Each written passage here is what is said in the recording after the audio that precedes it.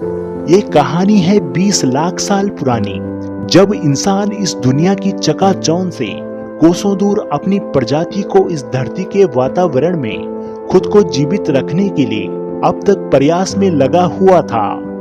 इंसान तब यह नहीं जानता था कि वह कौन है, इस दुनिया में क्या कर रहा है।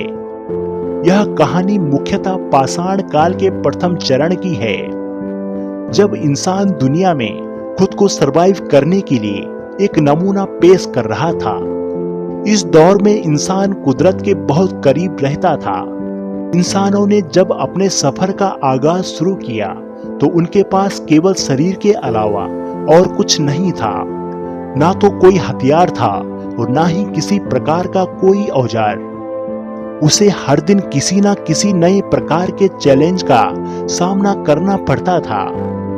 उस कठिन वक्त के समय जहां इंसान के लिए सबसे कारगर चीज साबित हुई वह था दिमाग, जिसने उसके लिए नए नए रास्ते खोज निकाले और इंसानों को समझ दी, जिससे वह आगे बढ़ने में सफल रहा। इस सफर में उसे शुरू से ही दूसरे जानवरों से खतरा बना रहता था।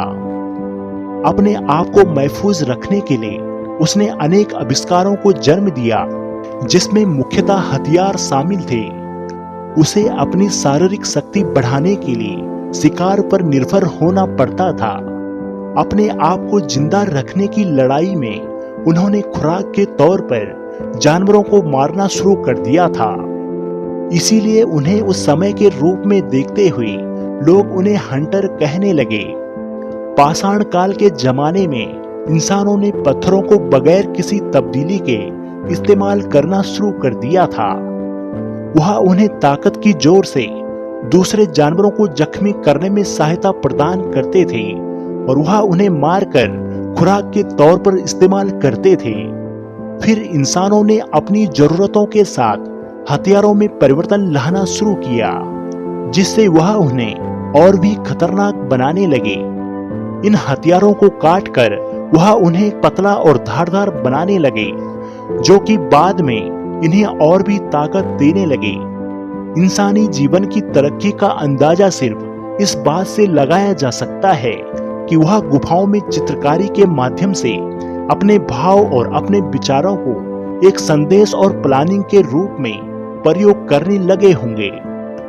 पाषाण काल में लिखावट का कोई सबूत नहीं मिलता है, जिससे हम उनकी मौजूदगी और उनके दैनिक कार्यों का अंदाजा लगा सकते हैं। चित्रकारी के इन नमूनों से अंदाजा लगाया जा सकता है कि इंसानों में खूबसूरती का एहसास पैदा हो गया था। पाषाण काल की सबसे खूबसूरत बात ये थी कि उस समय मर्दों और औरतों में कोई भी भिन्नता नहीं थी। कोई भी किसी प्रकार का कमजोर नहीं था। दोनों मिलकर शिकार किया करते थे और हर परिस्थिति में एक साथ रहते थे और वह मिल बांटकर अपनी जिंदगी को व्यतीत करते थे। और सबसे अच्छी बात तो यह है कि उस समय मानव को किसी प्रकार का कोई लोभ लालच नहीं था। वह सिर्फ प्रकृति के इशारों पर चलता था। लेकिन समय बीतने के साथ साथ वह सब बदल गया और आधुनिक युग में मानव प्रकृति का विजेता बनता जा रहा है, जो कि मानव जीवन के लिए अच्छे संकेत नहीं दिखाई देते हैं। हेलो दोस्तों, अगर आपको यह वीडियो पसंद आई हो तो कृपया हमारे चैनल को सब्सक्राइब जरूर करें व हमारी वीडियो को लाइक व शेयर करें